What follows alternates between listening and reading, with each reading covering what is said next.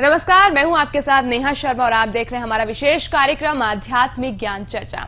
और आइए शुरुआत करते हैं कार्यक्रम की और जानते हैं विचार जगत गुरु तत्वदर्शी संत रामपाल जी महाराज, सतलोक आश्रम बरवाला, जिला हिसार हरियाणा, बनाम हंसादेश पंथ के प्रमुख संत श्री सतपाल जी महाराज, पंजाबी बाग, दिल्ली के विचार। जो दीक्षा आप देते हैं वो आपको अपने गुरु से मिली है, खुद से आप दीक्षा देते हैं अपने भक्तों को? हमारे सदगुरु से मिली, हमारी गुरु परंपरा में, संत परंपरा में गुरु से मिली। महाराज जी, आप पूजा की विधि बताते हैं, श्रीमद् भागवत गीता में ये वर्णित है, ये चीज़ क्या? ये मैंने इसलिए आपको श्रोत्रिय परमेश्वर कहा कि शास्त्रों के आधार पर, जो शास्त्रों में लिखा है उसके आधार पर सदगुरु ज्ञान देते हैं, शास्त्रों द्वारा प्रतिपादित, इसलिए उनको श्रोत्रिय परमेश्वर कहते हैं।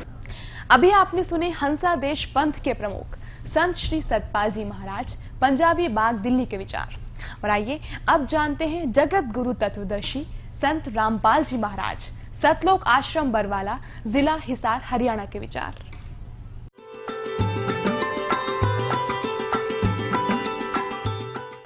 सतगुरुदेव की जय। बंदी छोड़ कबीर परमेश्वर जी की जय। बंदी छोड़ गरीबदास जी महाराज जी की जय। स्वामी राम देवानंद जी गुरु महाराज जी की जय हो। गरीब नमो नमो सतपुरुष को नमस्कार, गुरु की नहीं सुर नर मुनि जन साधुओं संतों सर्वस्दी नहीं। सतगुरु साहेब संत सब दंडोतम प्रणाम, आगे पीछे मध्य हुए तिनको जा कुर्बान। श्री सतपाल जी महाराज तथा श्री प्रेम रावत जी, जिसको बालगेश्वर जी कहते हैं, ये दोनों महाराज श्री हंस जी महाराज के पुत्र और उनके शिष्य हैं।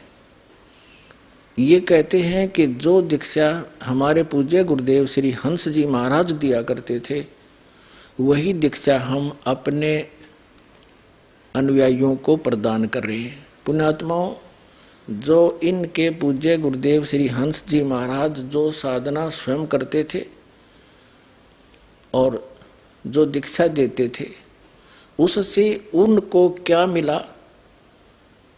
40 वर्ष की साधना के उपरांत वो प्रेत बाधा से पीड़ित, देखिएगा प्रमाण। तो आज जो अब सतपाल जी महाराज और श्री प्रेम रावत जी, जो इनके छोटे भाई हैं, जो वही साधना ये दे रहे हैं, तो इनके अनुयायियों की क्या दशा होगी? तीन देव सो उसको ध्यावे, इस निरंजन का ये पार न पावे। आज तक ब्रह्मा विष्णु महेश को पता नहीं हमारा पिता कौन है। कबीर परमेश्वर ने आके बताया कि ज्योत स्वरूपी काल ये इनका पिता है और दुर्गा इनकी माता है। 600 वर्ष पहले कहा था। अब हम आते हैं 8वें अध्याय के 8वें अध्याय का 13वां श्लोक आपने पढ़ लिया कि गीता ज्ञानदाता कहता है कि मुझ ब्रह्म का केवल एक ओम अक्षर है, इसका जाप करेगा तो मुझे प्राप्त होगा। ओम अक्षर की साधना करने वाला कहाँ जाएगा? ब्रह्मलोक में। पुण्यात्माओं, ये बहुत घना अंधेरा हो रहा है, इसको कति जड़ते निकालना पड़ेगा जब हृदय में समाओगे आपके। एक और प्रमाण देता हूँ, श्रीमद् देवी भागवत, ये श्रीमद् देवी भागवत यानी देवी पुराण है। इसमें देखिएगा प्रमाण कितना शानदार है। गीता प्रेस गोरखपुर से प्रकाशित है। इसके संपादक हैं हनुमान प्रसाद पोदार और चिमन लाल गोस्वामी। ये गीता प्रेस गोरखपुर से प्रकाशित है।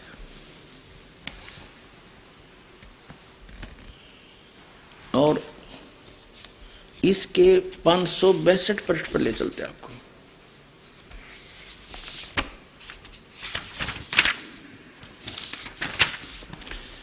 ये है 7वां स्कंद, संक्षिप्त देवी भागवत, 562 पृष्ठ है, 562। इस पे देवी जी हिमालय राजा को ज्ञान दे रही है। देवी द्वारा हिमालय को ज्ञान उपदेश, ब्रह्म स्वरूप का वर्णन।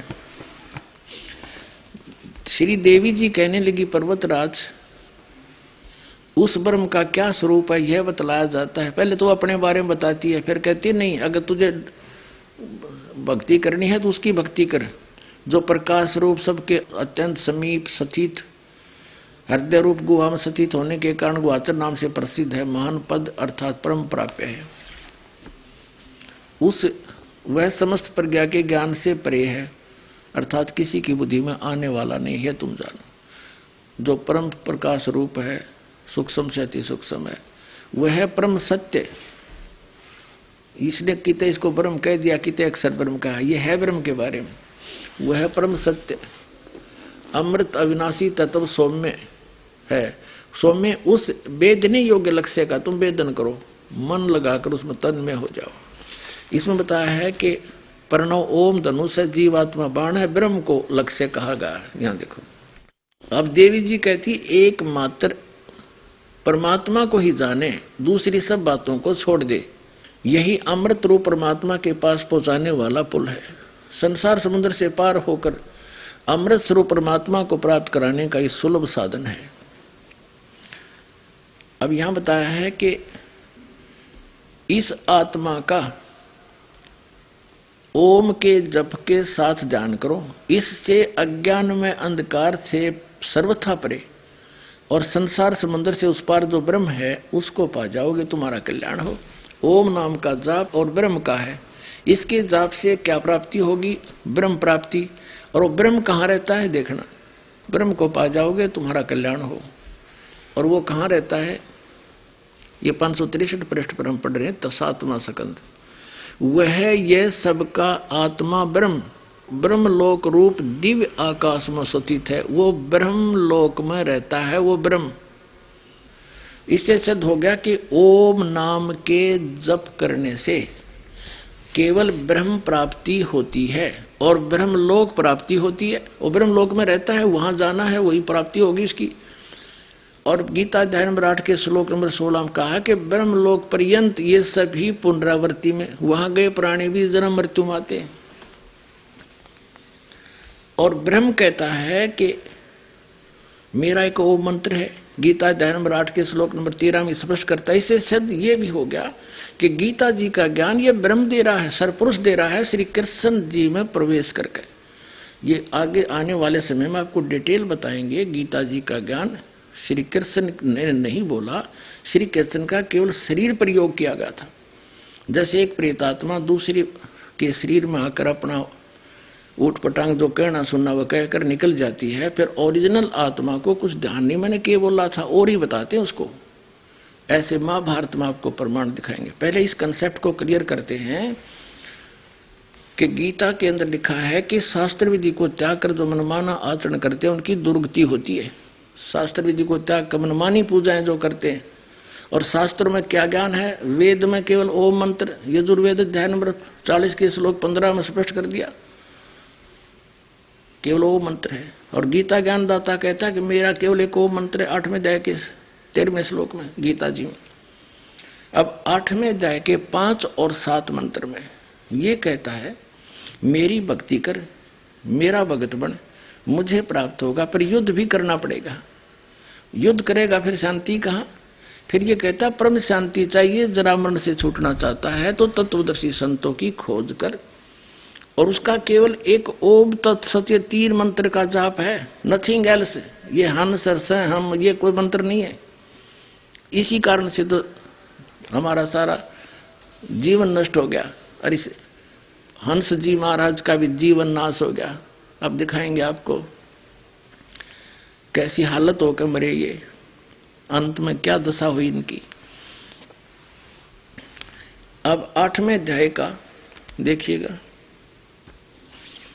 गीता जी का 8वां अध्याय मंत्र नंबर 5 में गीता ज्ञानदाता कहता है कि जो अंत काल में भी मुझको ही स्मरण करता हुआ शरीर को त्याग कर जाता है वह मेरे साक्षात स्वरूप को प्राप्त होता है। मद भावम याति, वो मेरे वाले भाव को प्राप्त होता है। उसका अर्थ ये बनता है, इसमें संशय नहीं है। फिर 6 मत सिर्फ ये बता 8वें अध्याय के में कि जो जिसकी अंत समय में जिसके भाव में भावित रहता है, यानी अंत समय में जिसमें जिसकी आस्था है उसी को प्राप्त होता है। अंत काल में जिस भी भाव को स्मरण करता हुआ शरीर का त्याग करता है उसको ही प्राप्त होता है सदा उसी भाव से वो भावित रहा है। अब 7वें में क्या बताया है 8वें अध्याय के गीता जी में, इसलिए हे अर्जुन तू सब समय में मेरा स्मरण कर और युद्ध भी कर। अब गीता ज्ञानदाता कहता है कि मेरा स्मरण कर ओम नाम है, ओम नाम का जाप कर और युद्ध भी करना पड़ेगा तुझे। यदि इस युद्ध से झंझट छुटाना चाहता है, परम शांति चाहता है, तो 18वें अध्याय के 62वें श्लोक में कह दिया कि सर्वभाव से उस परमेश्वर की शरण में जा। वो परम अक्षर ब्रह्म 8वें अध्याय के 3रे मंत्र में इसने सिद्ध कर दिया, वो परम अक्षर ब्रह्म है। और उसी की कृपा से, उस परमात्मा की कृपा से तो परम शांति को और सनातन परम धाम को प्राप्त होगा, जहां जाने के बाद लौटकर फिर संसार में प्राणी कभी नहीं आते। 15वें अध्याय के 4थे श्लोक में लिखा है। तो यहां ये कह रहा है कि मेरा सिमरण कर और युद्ध भी कर। अब इसके बाद क्या बताता है कि जो मेरा स्मरण करता है तो मुझे प्राप्त होगा, और उस परम अक्षर ब्रह्म की साधना करेगा उसको प्राप्त होगा। इतनी सी बात है। ये देखिएगा 8वें अध्याय का हम 7वां श्लोक पढ़ रहे हैं। इसलिए हे अर्जुन तू सब समय में मेरा स्मरण कर, युद्ध भी कर। इस प्रकार मुझ में अर्पण किए हुए मन बुद्धि से युक्त होकर निसंदेह मुझको ही प्राप्त होगा। अब 8वें श्लोक में उस परम अक्षर ब्रह्म के बारे में बताया है। 8वें अध्याय के 8, 9, 10 3 श्लोकों में हे पार्थ ये नियम है, परमेश्वर के ध्यान अभ्यास रूप नहीं, अभ्यास योग युक्तेन, जो तत्वदर्शी संत जिस मंत्र का जाप बतावेगा उस जाप के अभ्यास से दूसरी ओर न जाने वाले चित्त से, यानी और किसी की पूजा नहीं करनी, निरंतर चिंतन करता हुआ परम दिव्यम पुरुषम, परम प्रकाश रूप दिव्य पुरुष को, अर्थात उस परमेश्वर को, परम अक्षर ब्रह्म को प्राप्त होता है। ये 9वां श्लोक, 8वां पढ़ दिया हमने श्लोक। जो पुरुष सर्वज्ञ अनादि, सबके नियंता, सूक्ष्म से अति सूक्ष्म, सबके धारण पोषण करने वाले, अत्यंत अचिंत्य स्वरूप, सूर्य के सदृश नित चेतन प्रकाश रूप, अविद्या से अति परे सच्चिदानंद घन ब्रह्म परमेश्वर का स्मरण करता है, यानी जो परम अक्षर ब्रह्म का स्मरण करता है। अब 8वें अध्याय के और 10वां श्लोक हम पढ़ रहे हैं। 8, 9, 10 3 में वह भक्ति युक्त पुरुष, वो भक्ति युक्त पुरुष उस 3 नाम के मंत्र के जाप करने वाला, उस भक्ति की शक्ति से अंत काल में योग बल से, यानी भक्ति की शक्ति से, योग माने साधना की शक्ति से भ्रकुटी के मध्य में प्राणों को अच्छी प्रकार स्थापित करके फिर निश्चल मन से श्रवण करता हुआ उस दिव्य रूप परम पुरुष परमात्मा को ही प्राप्त होता है। अब इसे क्या सिद्ध हो गया? श्रीमद् भगवत गीता में 2 परमात्माओं का रोल है विशेषकर, और तीसरा जो अक्षर पुरुष, जैसे गीता जी अध्याय नंबर 15 के श्लोक नंबर 16 और 17 में 3 पुरुष, 3 ब्रह्म बताए हैं। 3 पुरुष कहो, चाहे ब्रह्म को, स्वामी कहो, मालिक कहो, प्रभु कहो। एक सर पुरुष और अक्षर पुरुष, ये तो दोनों ही नासवान। इनके अंतर्गत जितने प्राणी हैं ये भी नासवान, जीवात्मा किसी की मरती ही नहीं। 15वें अध्याय के फिर 17वें श्लोक में कहा कि उत्तम पुरुष है तो अन्य परमात्मा इति उदाहरते, इन दोनों से अन्य है वो तो जिसको पुरुषोत्तम कहते हैं, वो परमात्मा, वो अविनाशी है, वो सबका धारण पोषण करता है और सबकी उत्पत्ति करने वाला सर्व उत्पादक प्रभु भी वही है। तो 8वें अध्याय के 3 मंत्र में परम अक्षर ब्रह्म के बारे में जानकारी, 8वें अध्याय के 8, 9, 10 में उस परम अक्षर ब्रह्म की साधना करोगे तो उसको प्राप्त होगे। 8वें अध्याय के 5 और 7 मंत्र में गीता ज्ञानदाता कहता है मेरी भक्ति करेगा मुझे प्राप्त होगा। ये है श्रीमद् भगवत गीता के अंदर यथार्थ ज्ञान और यथार्थ भक्ति विधि। और गीता अध्याय नंबर 16 के श्लोक नंबर 23 में कहा कि शास्त्र विधि को त्याग कर जो मनमाना आचरण करते हैं, ये देखिएगा गीता अध्याय नंबर 16 के श्लोक नंबर 23 में दिखाते हैं आपको, 23 और 24 में। गीता अध्याय नंबर 16 के श्लोक नंबर हम दिखाते हैं आपको 23 में। जो पुरुष शास्त्र विधि को त्याग कर अपनी इच्छा से मनमाना आचरण करता है वह न सिद्धि को प्राप्त होता है, न परम गति को और न सुख को ही। अब 24 में बताया कि इससे तेरे लिए, 16 में जाएगा 24वां श्लोक, इससे तेरे लिए कर्त्यो की व्यवस्था में कौन से कर्म करने चाहिए भक्ति के, कौन से ना करने चाहिए, शास्त्र ही प्रमाण है। ऐसा जानकर तो शास्त्र विधि से नियत कर्म करने योग्य है, यानी शास्त्रों में जो वर्णन है वही साधना कर अन्य करेगा तो कोई लाभ नहीं होगा, यूजलेस। अब श्री हंस जी महाराज और उसके सुपुत्र श्री सतपाल जी महाराज और श्री बालयोगेश्वर जी महाराज, प्रेम जी महाराज, वो क्या साधना करते हैं, कौन सा नाम जाप कराते हैं, वो क्रिया बताते हैं। आंखें और कान बंद करके अनहद सुनो और जिह्वा को उलट कर तालू पर लगाने की चेष्टा करो, इसको अमृत क्रिया कहते हैं। नाम क्या जाप देते, हंस है, हंस। और इसको कैसे करते हैं, सह अंदर हम बाहर। फिर ये एक बेतुकी बातें बनाई बैठे हैं कि हंस का उल्टा कर लेता है सो हम हो गया। हंस का उल्टा सो हम कैसे होगा, हंस का उल्टा करके देखिए, सह हम सो हम नहीं हुआ, ये तो बेतुकी बातें हैं। और सो हम का कैसे सिमरण के लिए बताते हैं, सो अंदर हम बाहर, ये इनकी पुस्तक में लिखा है।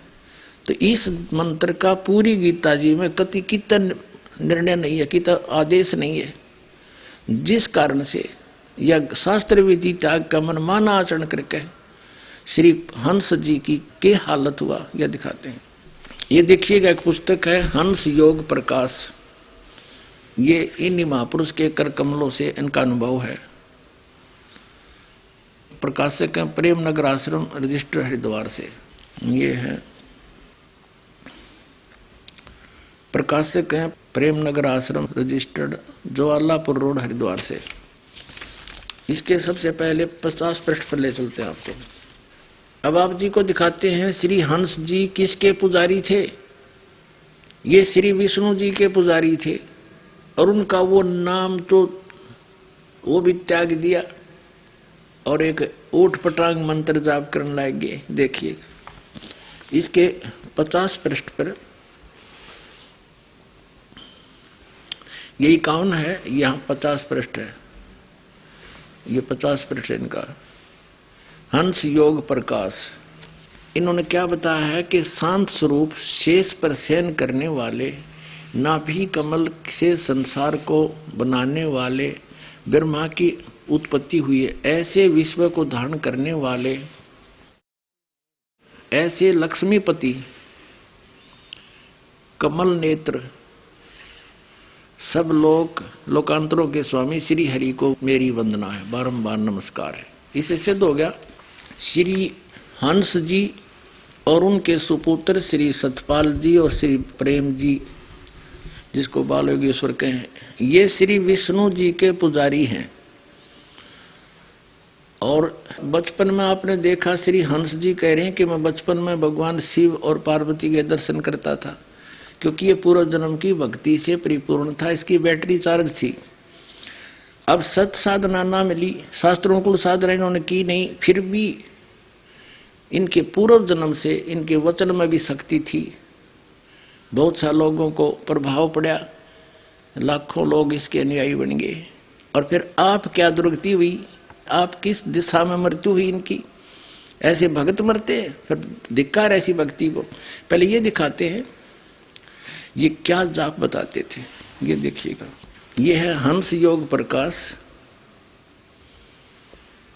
220 पृष्ठ पे श्री हंस जी कहते हैं, अभ्यास काल में चलते फिरते सोते जागते सब समय में योगी को हंस मंत्र का जाप करना चाहिए। विधि बताते हैं, उसी से प्राण चलते हैं, वह हम करके बाहर निकाले और सह करके अंदर प्रवेश करता है। ठीक है।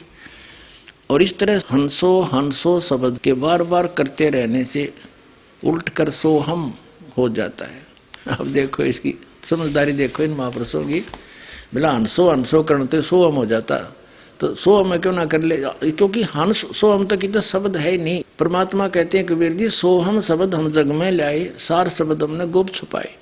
तो कबीर साहब कहते हैं, वेखों के लक्षर फिरें ये बाणी चोर कठोर, और सतगुरु यानी परमेश्वर धाम ना पहुंचेंगे ये 84 के ढोर। कबीर परमात्मा की वाणी से निकाल लिया सो हम, हंस शब्द इनका अपना है। इसको अननेसेसरी तरीके से उसको सिद्ध करने की चेष्टा करें कि हंस भी सोहम ही समझ लो। ये तो सिद्ध हो गया कि ये हंस मंत्र देते हैं, फिर ये बाद में इसको 100 बार हम अंतर करने लाएंगे। ये कोई मंत्र है? व्यर्थ है ये मंत्र। इसलिए परमात्मा कहते हैं अकेला सोहम जाप करने से भी व्यर्थ है। सोम सोम जप मरे व्यर्था जन्म गंवाया। इसका अलग से विधि है, किसी और मंत्र के साथ इसका संयोग है जो सतनाम बनता है। ओम और एक जो तत्व मंत्र है वो जोड़ के ये सब एक योग बनता है इसका, वो है यथार्थ भक्ति मंत्र। अब इन्होंने क्या प्रमाण दिया है कि श्री रामचंद्र जी ने, श्री हंस जी कहते हैं कि बेलनी को ज्ञान दिया वो सही है। तो बेलनी को श्री राम ने क्या ज्ञान दिया, इन्हीं के शब्दों में देखिएगा। ये है भक्ति योग है और पुस्तक है हंस योग प्रकाश और पृष्ठ 130 पे। कह रघुपति सुन भामिनी बाता, मानो एक भक्ति कर नाता। रघुपति जी कह रहे हैं बेलनी को कि एक भक्ति का नाता मानो। और यहां देखो इसने आखिर में इस पृष्ठ नंबर 131 पे यहाँ नीचे बताया है, राम भक्ति के ते अधिकारी जिनको सत्संगति अति प्यारी। ठीक है, यहाँ अब कहते हैं 5वीं विधि बताते हुए कहा है, मंत्र जप मम दृढ़ विश्वासा। मैं जो कह रहा हूं मेरे इस वचन पर दृढ़ विश्वास करके उस मंत्र का जाप कर। कौन सा? पंचम भजन जो वेद प्रकाशा, जो वेद में भजन यानी मंत्र लिखा है उसका जाप कर, नथिंग एल्स। और ये वाणी भी प्रमाण में ले रहे हैं। वेद में क्या मंत्र है? यजुर्वेद अध्याय नंबर 40 के मंत्र नंबर 15 में स्पष्ट किया है कि ओम करतो समर किलवे समर करतुम समर। अब फिर देख लो एक बार, इस अज्ञान को हटाने के लिए घना रेग मार मारना पड़ेगा। ये देखिएगा यजुर्वेद है ये कहां से प्रकाशित है? प्रकाशक है सार्वदेशी कार्य प्रतिनिधि सभा 2/5 मेरे सिद्धांत भवन रामलीला मैदान नई दिल्ली दुर्भाषित ने। मेरे सिद्धांत द्वारा इसका अनुवाद है। ये यहाँ से प्रकाशित है।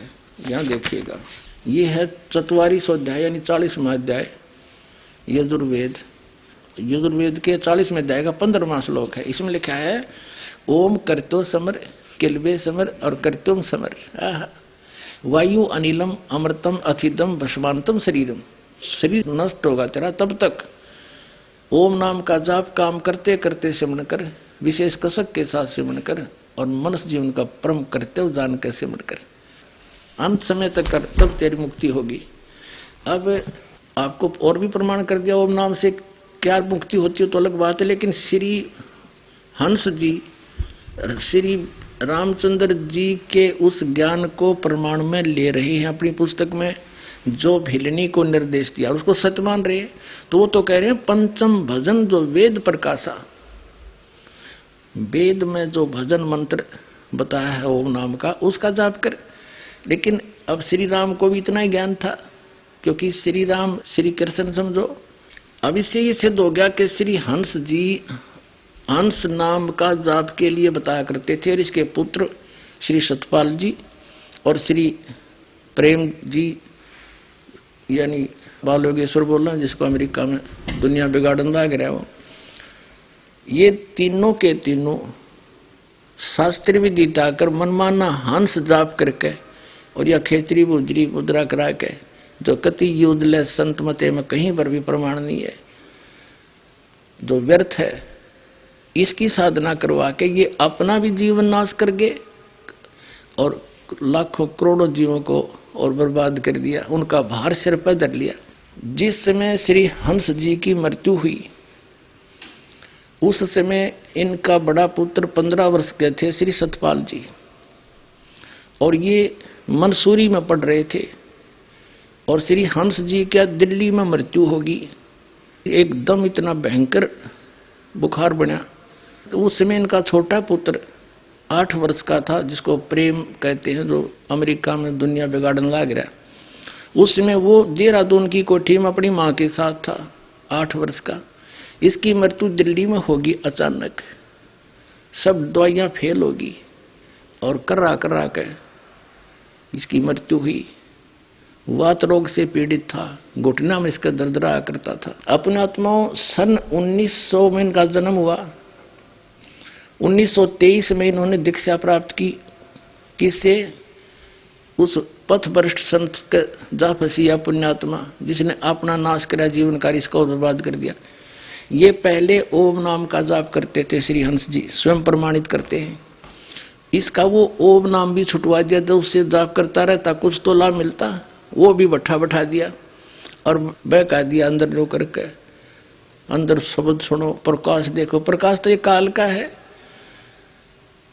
और ये परमात्मा को निराकार बताते हैं, केवल ज्योति मानते हैं। और वेदों में प्रमाण है कि परमात्मा नर आकार है, साकार है, सतलोक में रहता है, वहां से चल कर आता है। अब पहले ये दिखाते हैं कि इस गलत साधना के करने से इस हंस जी की क्या दशा हुई। अंत समय सन 1963 में 40 वर्ष की साधना जो ये करते रहे और अन्य को बताते रहे, और वर्तमान में जितने भी इनके अनुयायी हैं, दोनों इनके पुत्रों के पास, वो यही साधना कर रहे हैं। और वही साधना, वही भक्ति श्री हंस जी ने 40 वर्ष की। और 40 वर्ष की साधना के बाद इसके अंदर खुद भूत प्रवेश हो गए, ये स्वयं प्रेत बाधा से पीड़ित हो गया। धिक्कार है फिर ऐसी भक्ति से। अभी आपने सुने जगत गुरु तत्वदर्शी संत रामपाल जी महाराज, सतलोक आश्रम बरवाला, जिला हिसार, हरियाणा के विचार। और आइए अब जानते हैं हंसा देश पंथ के प्रमुख संत श्री सतपाल जी महाराज, पंजाबी बाग, दिल्ली के विचार। महाराज जी, जब पूजा की विधि बताते हैं, श्रीमद् भागवत गीता में ये वर्णित है, ये चीज क्या? ये मैंने इसलिए आपको श्रोत्रिय ब्रह्मनिष्ठ कहा कि शास्त्रों के आधार पर, जो शास्त्रों में लिखा है उसके आधार पर सद्गुरु ज्ञान देते हैं, शास्त्रों द्वारा प्रतिपादित, इसलिए उनको श्रोत्रिय ब्रह्मनिष्ठ कहते हैं। अब हम जानना चाहेंगे कि आपके इष्ट देव कौन है? हमारे इष्ट देव जो हैं हमारे सद्गुरु हैं, जिन्होंने हमको ज्ञान दिया और उन्हीं में हम श्रद्धा और निष्ठा रखते हैं। सद्गुरु हमारे हंस जी महाराज, हमारे जो सद्गुरु, जो हमारे ज्ञानी गुरु हैं। वैसे तो गुरु की परंपरा बड़ी अर्वाचीन परंपरा है, पर वो हमारे इष्ट देव। अभी आपने सुने हंसा देश पंथ के प्रमुख संत श्री सतपाल जी महाराज, पंजाबी बाग, दिल्ली के विचार।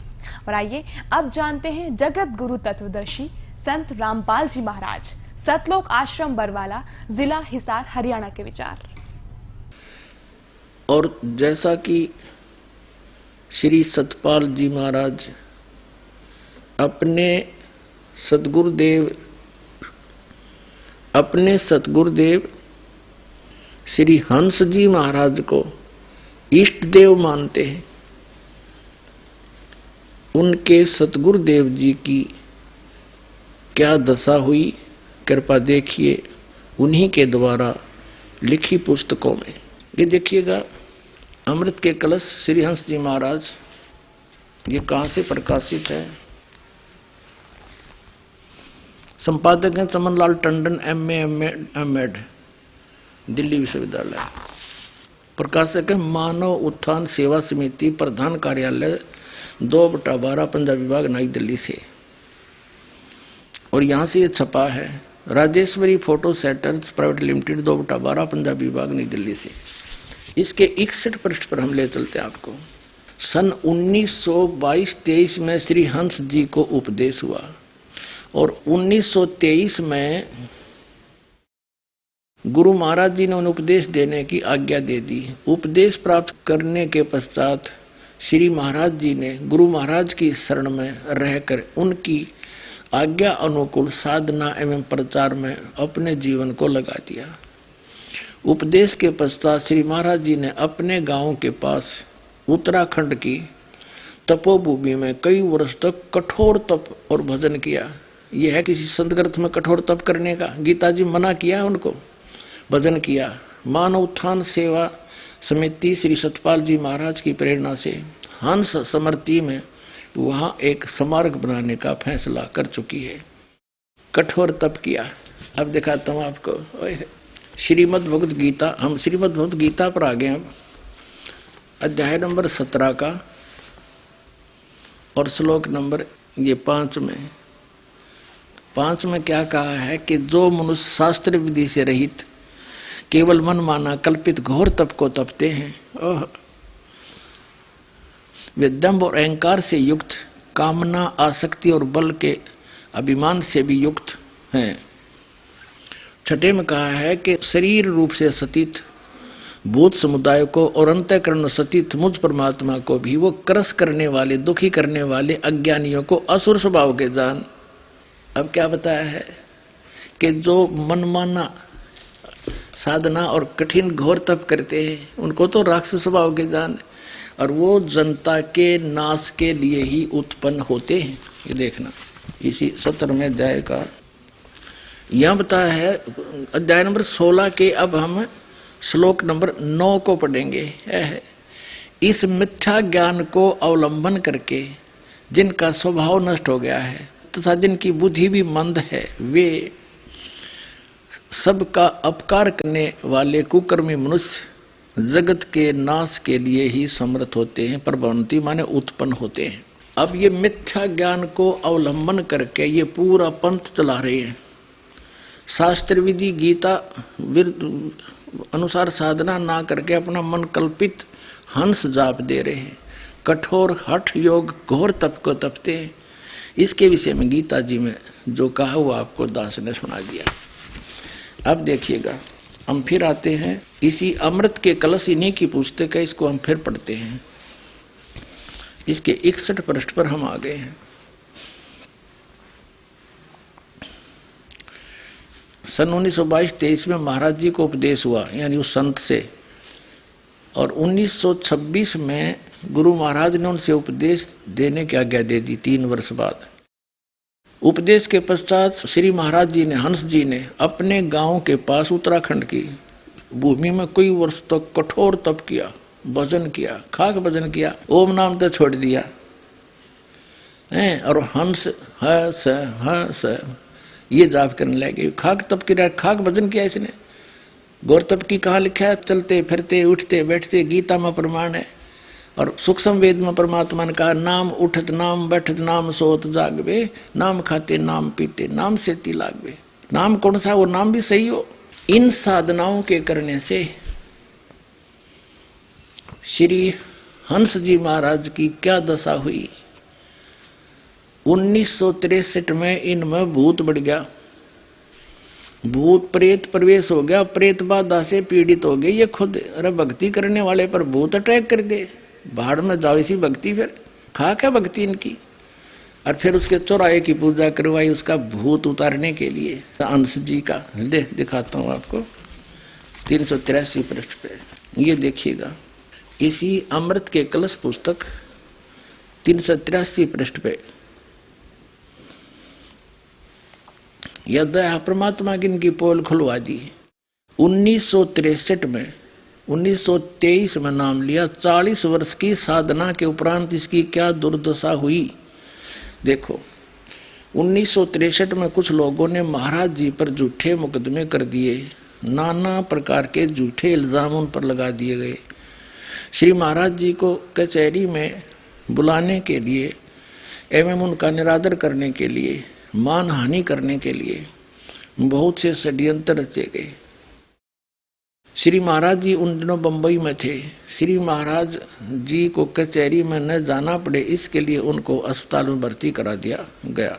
जब महाराज जी ने कहा कि तुम मुझे अस्पताल क्यों दाखिल कर रहे हो, तो कहा कि महाराज जी आपके नाम से सम्मन जारी किए गए हैं और आपको दिल्ली कोर्ट में बुलाया है।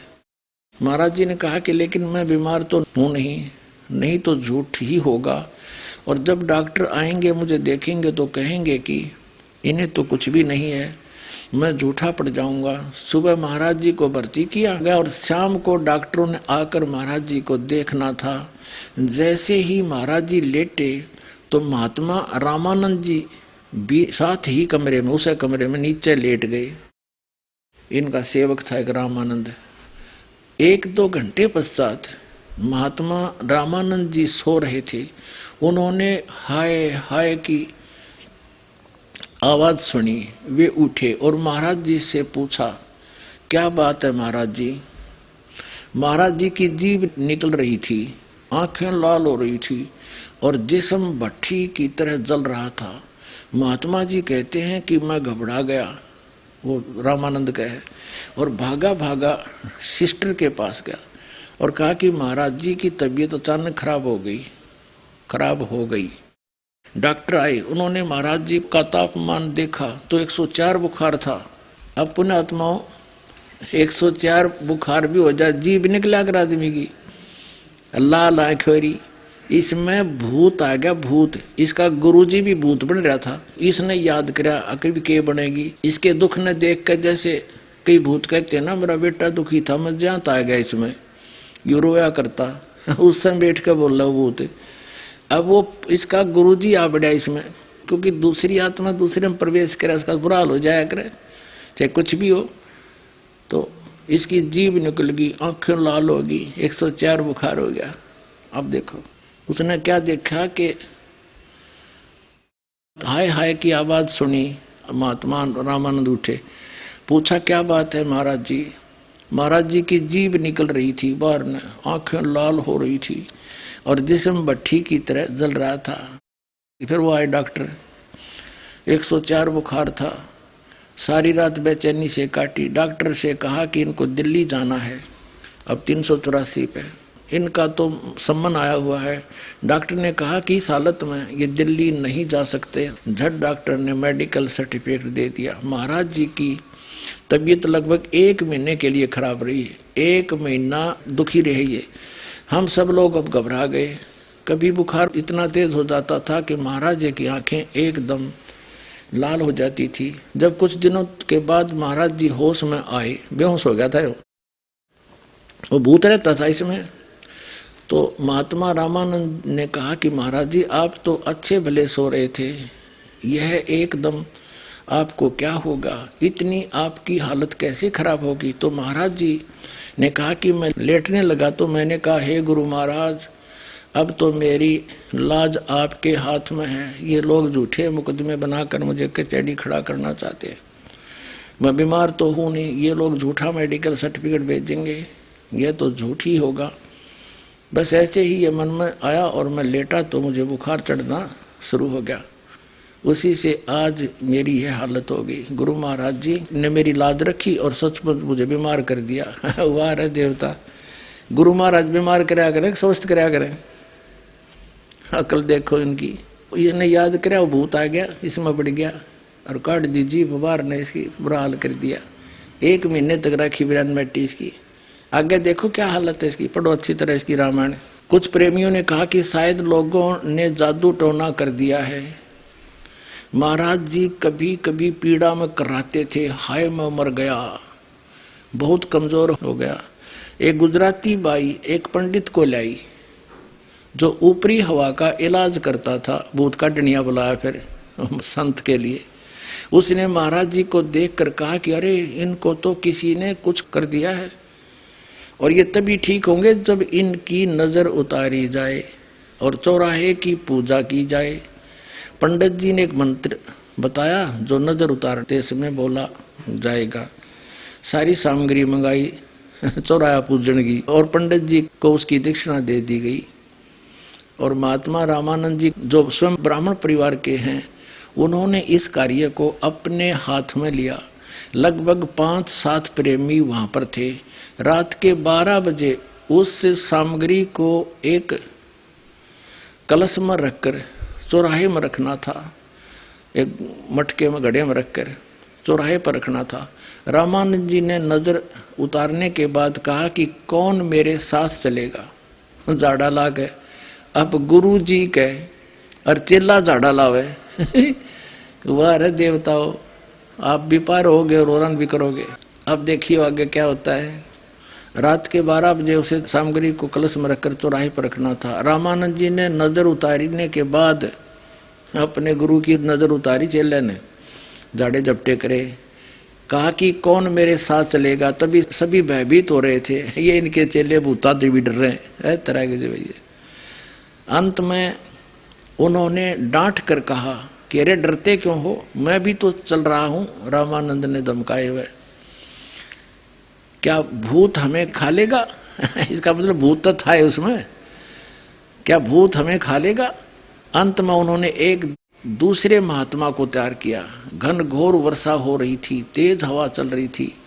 जैसे ही महात्मा जी कमरे से बाहर निकले, उस भूत ने लेकर तेज आंधी से दरवाजे की इतनी आवाज की, दरवाजे ने इतनी आवाज की, हवा के अंदर जाने से महाराज जी 385 में महाराज जी जोर से चिल्लाए, गुरु जी पारे कल की। तो रामानंद जी भी कांप उठे, वो चेला दाढ़े लाड़ियां भी डर गया, वह भी तो उठे। और मन में यह ख्याल आया कि वापस कमरे में चलें, लेकिन फिर धैर्य बांध कर और नाम खाकता तरह नाम का स्मरण करते हुए उस चौराहे की तरफ उस कलश को उठाए हुए चल रहे थे। दूसरे महात्मा छाता लिए चल रहे थे।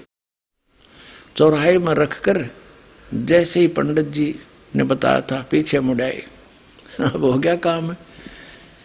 अब 40 वर्ष की साधना के बाद और गुरु जी में प्रेत बाधा होगी, औरों का खाक कल्याण करेंगे ये, क्योंकि सारी साधना शास्त्र विरुद्ध की जो गीता में प्रमाण है कि वह ऐसी साधना करेगा उसको ना तो सिद्धि हो।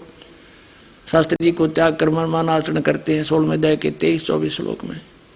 ना उनकी मोक्ष हो, ना उनको कोई सिद्धि प्राप्त हो, ना उनकी कोई गति हो, तो और क्या हो? भूता बनेगा फिर वो, यह गति होगी उनकी, हंस जी की हुई। अब इनकी मृत्यु कैसे हुई, अब यहाँ से शुरू करते हैं हम। सन 1963 में तो इसमें भूत प्रवेश हो लिया। 1966 में इनकी थोड़ी सी कहानियाँ सारी सुना दूँ। ये देखिएगा, महानिर्वाण, ये है अमृत के कलश पुस्तक हम पढ़ रहे हैं इनकी।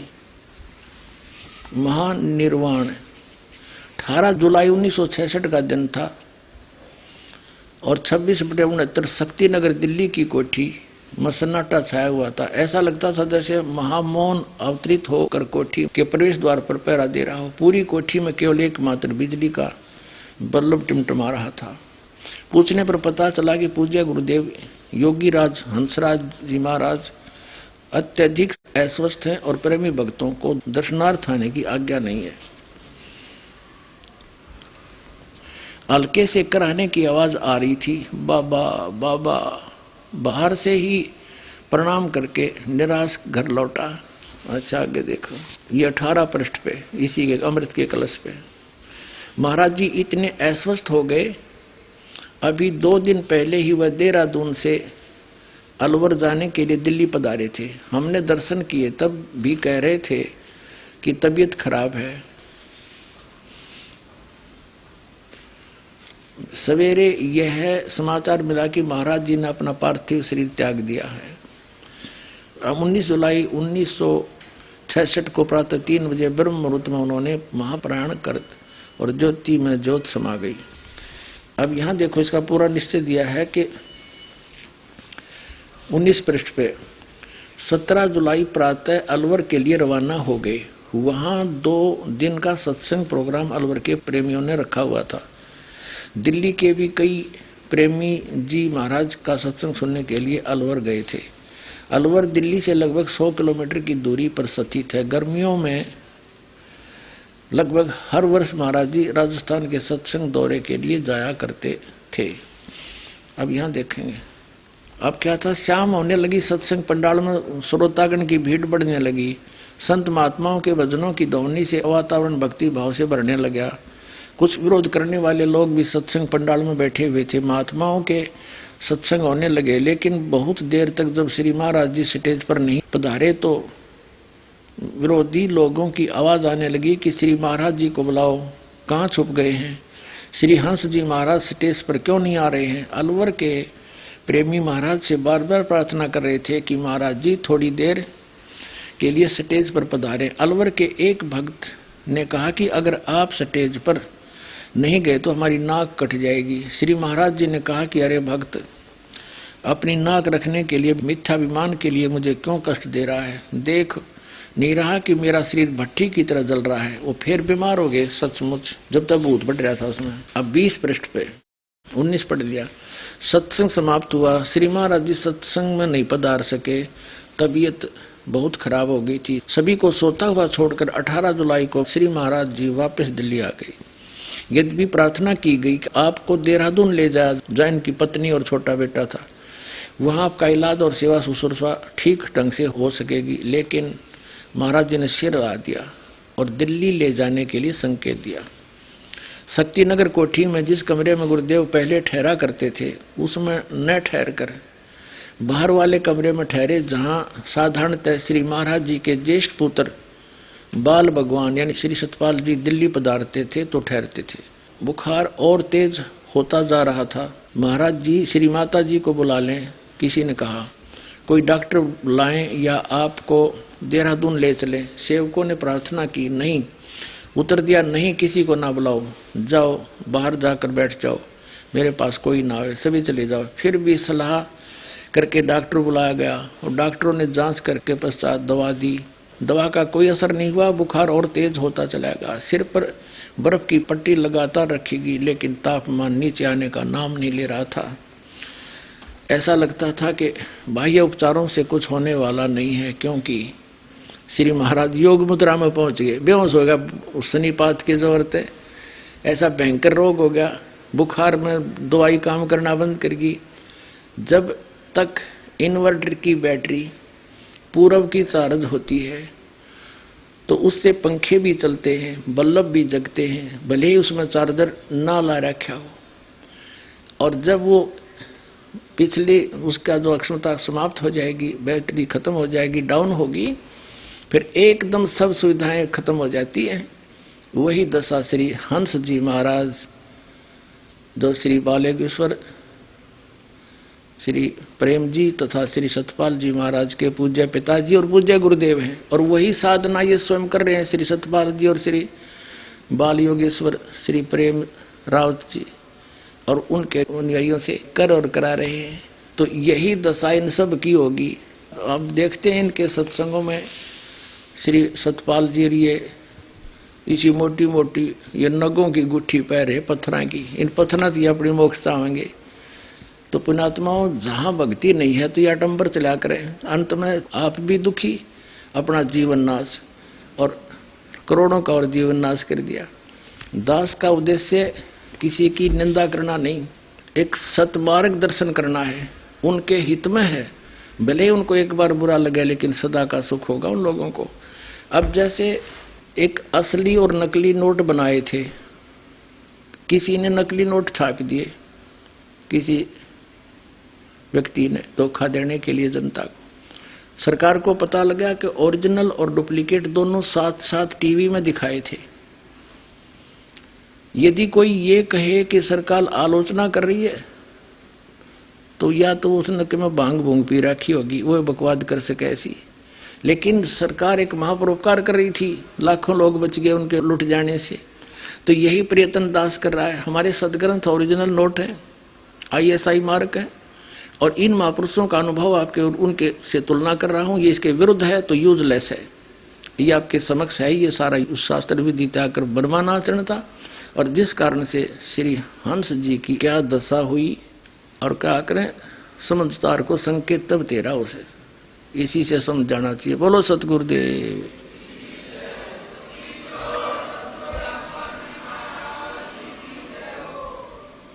आइए अब हम उन श्रद्धालुओं के अनुभव जानते हैं जो जगत गुरु तत्वदर्शी संत रामपाल जी महाराज जी से दीक्षा प्राप्त कर चुके हैं तथा उनके द्वारा बताए गए भक्ति मार्ग पर चल रहे हैं। बहन जी नमस्कार। हाँ जी, सत साहिब जी। बहन जी क्या शुभ नाम है आप जी का? मेरा नाम पुष्पा मल्होत्रा है। मैं रिटायर्ड इंग्लिश लेक्चरर हूँ हरियाणा गवर्नमेंट से, और मेरे जो पति हैं भगत श्री सुरेश जी, वो रिटायर्ड SDO हैं माइनर इरिगेशन डिपार्टमेंट से। बहन जी, संत रामपाल जी महाराज से नाम उपदेश लेने से पहले आप कौन सी भक्ति करते थे? संत रामपाल जी महाराज का नाम लेने से पहले मैं शिव जी की उपासक थी, और मेरे पति काली माता के उनको चौकी आती थी, और इतनी ज़बरदस्त चौकी आती थी कि उनको 8-10 बंदे भी नहीं संभाल पाते थे। बहन जी, जो भक्ति आप करते थे शिव जी की, उस भक्ति से आपको क्या लाभ मिलता था? मुझे उस भक्ति से कोई लाभ नहीं मिलता था। ऑटोमेटिकली जो मेहनत करते थे वो मिल जाता था, लेकिन कोई चमत्कार, कोई कभी ऐसा लाभ नहीं हुआ कि जिसका मैं यहाँ पर वर्णन कर सकूं। तो बहन जी, आप संत रामपाल जी महाराज की शरण में कैसे आए? मेरे छोटे बेटे ने संत रामपाल जी महाराज की एक दिन टीवी पर, उस टाइम 2004 में आस्था चैनल पर गुरुजी का प्रवचन आ रहा था। अचानक इसने खोला तो उसमें गुरुजी सृष्टि रचना के बारे में बता रहे थे। तो मेरा बच्चा ये बचपन से ही परमात्मा की तलाश में था, किसी पंडित वगैरह को नहीं मानता था, जबकि हम जाते थे पंडितों के पास। तो जब इसने सृष्टि रचना सुनी तो तुरंत ये सुबह रोहतक कोरंथा चला गया और इसने जाकर परमात्मा की शरण में इनका नाम दान ले लिया। उसके बाद ये हमें बहुत स्ट्रेस करता रहा कि आप संत रामपाल जी महाराज जी का नाम ले लो, ये परमात्मा आए हुए हैं धरती पर, लेकिन हम इसकी नहीं सुनते थे। 4 साल तक वो बहुत रोता रहा, कहता रहा, लेकिन हम उस भक्ति में इतने लीन थे कि उनको छोड़ना नहीं चाहते थे।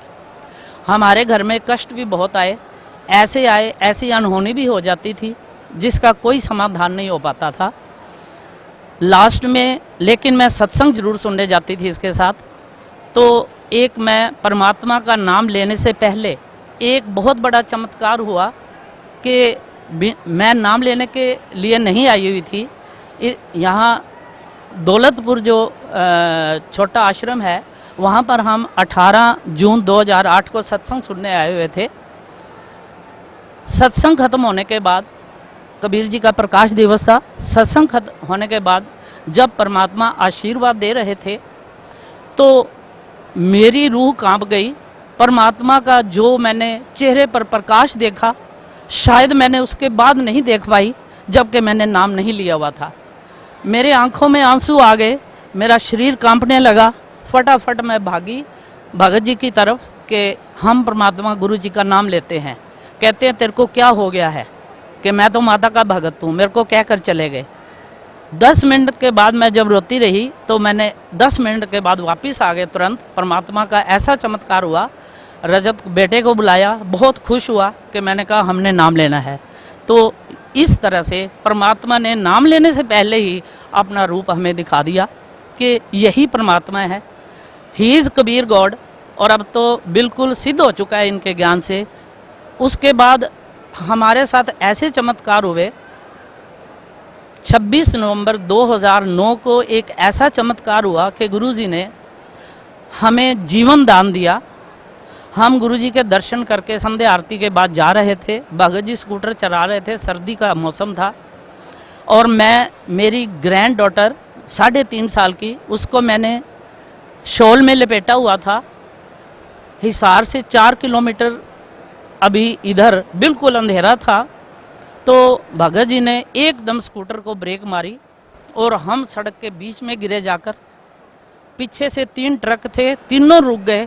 उन्होंने हमें उठाया, स्कूटर उठाया, और परमात्मा ने थोड़ी बहुत हमें चोटें लगी और बचाव हो गया। हम जब 10-15 मिनट के बाद जब मैं उस टाइम को याद करती हूँ तो मेरी आंखों में अब भी आंसू आ जाते हैं कि ये वास्तव में परमात्मा है। गुरु रामपाल जी महाराज जी वास्तव में परमात्मा है। तो उसके बाद हमने गुड़िया को ढूंढा जो कि मेरे शाल में लपेटी हुई थी। शाल के 2 टुकड़े हो गए पर गुड़िया वहाँ पर नहीं थी। उन ट्रक वालों ने 5-6 जनों ने भी, हमने भी सारा, इधर थोड़ी सी छोटी सी सड़क है, इधर झाड़ियों में सब जगह देखा, कहीं बच्ची नहीं थी। बड़े परेशान हुए कि घर जाके पूछेंगे कि बच्ची कहाँ गई, कहीं दिखे तो सही, जख्मी किसी हालत में, लेकिन वो बच्ची हमें कहीं नहीं दिखी। अंत में मैं परमात्मा से, हम खड़े होकर प्रार्थना करने लगे, हे भगवान, हे गुरुजी, कि वहाँ पर गुड़िया नहीं थी। तो 5-7 मिनट के बाद गुड़िया हम मेरे गोडे के पास खड़ी हो गई। हमने उसको उठाया और जैसे कैसे घर पहुँचे, डॉक्टर से दिखाया। अपने को थोड़ी बहुत चोटें लगी थी, दोनों को, भगत जी को और मेरे को। गुड़िया बिल्कुल सेफ थी। मॉर्निंग में हमने पूछा कि ये गुड़िया को, कि जबकि ये 3.5 साल की थी गुड़िया, सारा उसने तोतली भाषा में बताया कि मेरे को जब दादी जी गिरे तो मेरे को गुरुजी सतलोक ले गए थे हवाई जहाज़ में बैठाकर, आपने जहाज़ में बैठाकर, और वहाँ जाकर क्या देखा उसने, गुड़िया ने, वो सारा उसने वर्णन किया। जैसे कि गुरुजी करते हैं कि वहाँ पर हरे भरे वृक्ष थे, कोई बस नहीं थी, स्कूल नहीं था, और कबीर जी सफ़ेद कपड़े पाके सिंहासन पर बैठे हुए थे। फिर हमने पूछा कि फिर तू नीचे कैसे आई? कहती है फिर उन्होंने मेरे को थोड़ा सा जल पिलाया, और उसने कहा कि उन्होंने, कबीर जी ने कहा, परमात्मा ने कहा कि ले बेटा जा, तेरी उम्र बढ़ा दी। तो फिर गुरु रामपाल जी महाराज मेरे को अपने हवाई जहाज़ में नीचे छोड़ कर गए। तो परमात्मा के पास फिर हम दर्शन करने आए। दूसरे दिन गुरुजी ने बताया कि मैं ही वहाँ पर गऊ बना था सड़क पर, मैं ही वहाँ पर खड़ा था, आप तीनों की मौत थी। परमात्मा ने, ये वास्तव में कबीर परमात्मा है जिन्होंने हम तीनों को बचाया, और विशेषकर गुड़िया का दूसरा जन्म था। और इसके अलावा डेली इतने चमत्कार होते हैं जिसका कोई वर्णन नहीं है। लेकिन एक मैं अपने लाइफ का चमत्कार बताती हूँ कि मुझे बचपन से ही माइग्रेन, सिर दर्द थी। इतनी एजुकेशन ली, कभी भी मेरे सिर दर्द ठीक नहीं हुई। मेरे पर्स में टैबलेट रहती थी, सब वीकली 2-3 बार डॉक्टर आता था, इंजेक्शन देता था, तब जाकर सुबह मेरी सिर दर्द ठीक होती थी। मैं वास्तव में अपने दिल से कह रही हूँ कि जब से मैंने परमात्मा का नाम लिया है, मैंने आज तक कभी टैबलेट नहीं ली, चाहे मैं 24 घंटे काम कर लूँ और धूप में चली जाऊँ, छाँव में चली जाऊँ, कभी मेरे सिर दर्द नहीं हुई। तो ये वास्तव में कबीर परमात्मा है, और इन्होंने सिद्ध भी कर दिया है अपने वेदों से, शास्त्रों से, पवित्र गुरु ग्रंथ साहिब से, कुरान शरीफ से, बाइबल से। हम पढ़े लिखे हैं, सारा वर्णन इन्होंने सिद्ध कर दिया है कि कबीर गॉड कौन है, कि कबीर परमात्मा है, उसका क्या प्रोसेस है भक्ति का, जिससे हमें ये जो जन्म मरण के बंधन से हम छूट सकते हैं। वास्तव में मैं तो यही कहूँगी कि यही कबीर परमात्मा है। इनका ज्ञान धरती पर किसी के पास नहीं है। हम बहुत धक्के खाते थे, कभी किसी के पास जाते थे, कभी किसी के पास जाते थे, कोई किसी के पास प्रूफ के साथ ज्ञान नहीं है। ये हमें प्रूव करके सिद्ध करते हैं कि परमात्मा Kabir is God and Sant Rampal ji Maharaj is God. बहन जी, भक्त समाज को क्या संदेश देना चाहते हैं आप? मैं एक एजुकेटेड पर्सन होने के नाते, अपना पूरा परिवार एजुकेटेड है, यही संदेश देना चाहती हूँ कि आप किसी को ब्लाइंडली फॉलो मत करो। संत रामपाल जी महाराज एक एक अक्षर, एक एक शास्त्र से सिद्ध करते हैं कि परमात्मा कौन है।